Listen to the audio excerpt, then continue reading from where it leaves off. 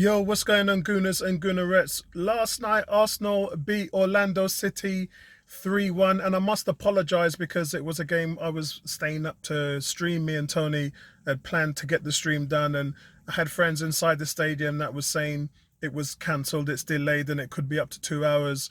I got a message from Tony as well, and what that really meant was we was either taking a chance to stay up until nearly 2 a.m. and that was whether it was going to play or not. So in the end, I decided not to do it. So I thought I'll talk about it now. But at the game, Zinchenko was spotted next to Arsenal's transfer chief negotiator, Edu, watching Arsenal's friendly together. I mean, you can see them talking about the game throughout the 90 minutes. And so he's had his medical and everything's been done. His 30 million move from Manchester City is confirmed. And listen, he's a great player. I've talked about him in my previous videos, and it really hands the Gunners a massive boost to what they're doing in the midfield and at left back. And I could see now a situation where Tavares is moved on loan or sold. Now, look, we have to support our players, and I've been very supportive of him. And he's had a stretch of really good 6 or 7 games, so there is talent in there. But towards the end of the season and this preseason as well, he's looked very mistake prone, not surely footed. I don't know whether it's a confidence thing. He wasn't great. Him and Maitland-Niles was the ones that really let me down as well. And Pepe, I didn't see enough from those three. Again, big fan of Pepe, in my opinion, the most talented player on the team. I didn't see him do anything really yesterday. Maitland-Niles was the one that disappointed me the most. Oh my word, what has happened to this player? This was the guy who was dominant in the 3-4-3 in Arteta's first 6 months on the way to winning the FA Cup, dominant against City, dominant against Liverpool, dominant against Chelsea, found his way into the England team, had a price tag of 25 million on his head, which we turned down with Wolves, Leicester, and we just hung him out to dry. We brought him back from the death, played him against Watford. He got man of the match in the only game he started, and then just did not do anything with him at all. He then went out on loan to Roma, and it didn't work out there, and he's back over here, and it's just like he can't be bothered. When I look at him, I mean, he has a very low demeanor anyway in terms of his emotion. You can see by the way he plays, by the way he takes penalties, he's very relaxed, very laid back. But last night, it just didn't look like the Maitland-Niles that I know. It didn't look like that player who could be a dominant force. He just looked off the pace, disinterested, and the shirt grab was just everything you need to know.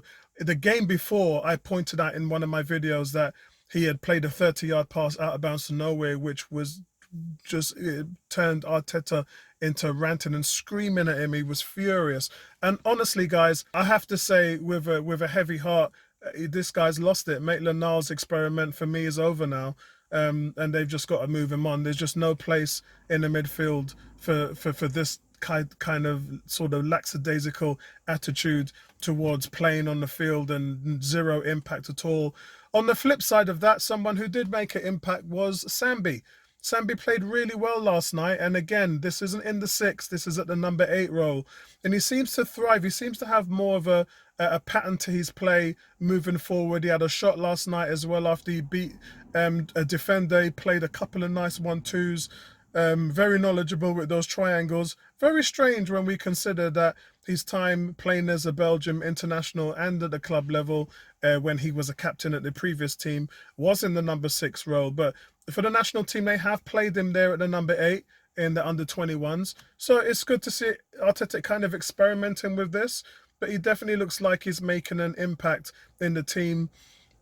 I also have to say a big shout out yesterday, great save by the way from Aaron Ramsdale, made himself big when he was in a one-on-one, stopped it with his right leg.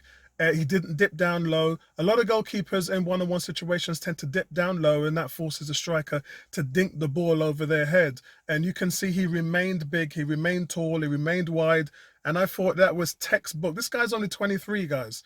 Yeah, it was textbook one-on-one situations of a goalkeeper, how to deal with that scenario, and really didn't give the striker anything else.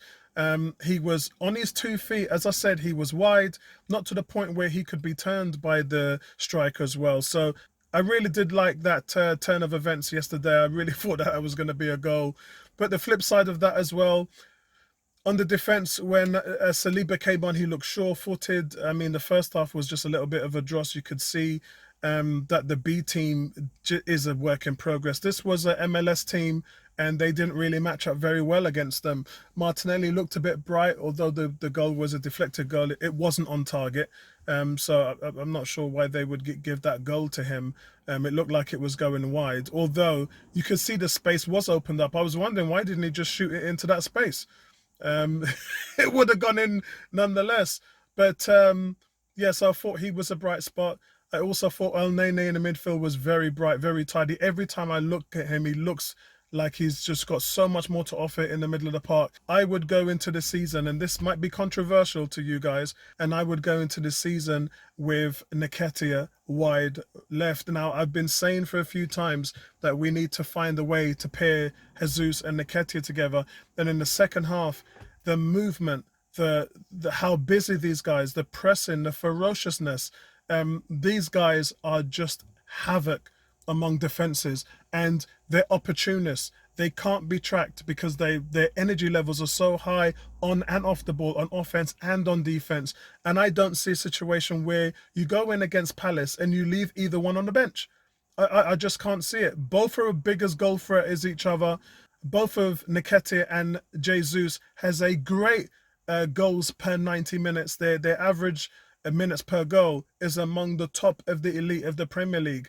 And I know Nketiah hasn't played as much games as Jesus, but his numbers are actually better than Jesus in terms of goals per minute. So I don't see a situation where you go into the season and leave Nketiah on the bench. I just can't see it. But at the same time, both Nketiah and Jesus can play wide left and can play up front. So I can see a situation where you interlink those guys and switch them around a little bit. Is it a little bit unfair on Martinelli? Maybe, but then Martinelli is not as big as goal threat as Nketiah is. Um, I think in terms of a creative player, Martinelli is that guy who you want. This does also push Smith Rowe out of the pecking order, but that's the price you pay for excellence at the club.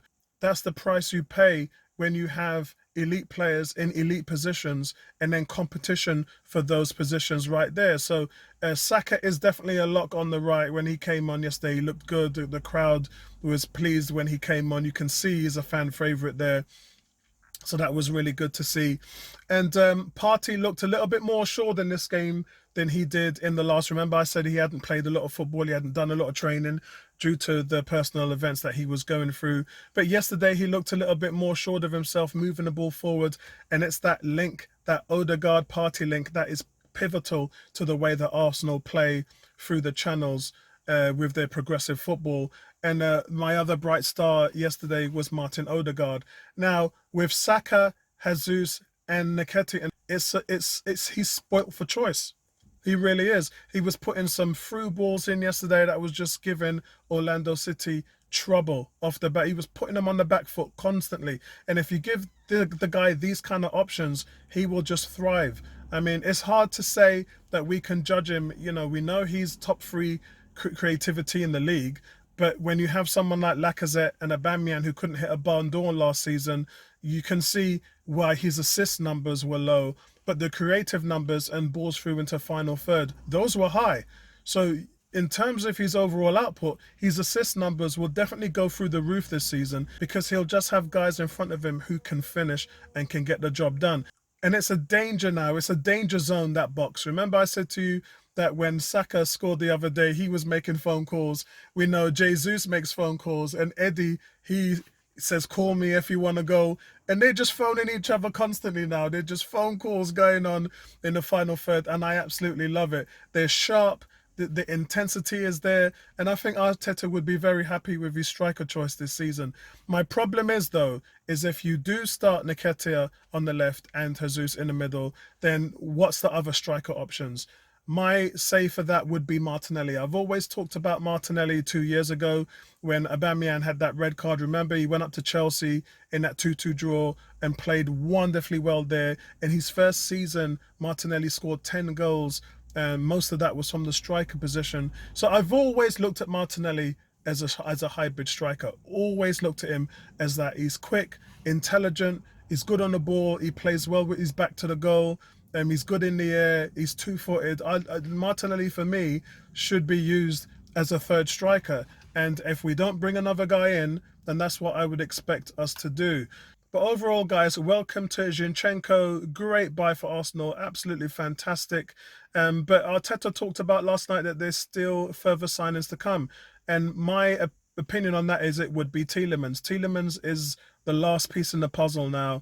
And I look forward to hearing something over the next 7 days in regards to us pursuing that. That should be Arsenal's main priority now. So over to you, Edu. Get this deal done. And guys, let me know what you thought of the game last night. As I said, another good result. A good run out for some guys, and for other guys, not so good. Let me know what your thoughts were on who you were happy with and who you weren't happy with in last night's game. And I'll speak to you guys in the next one.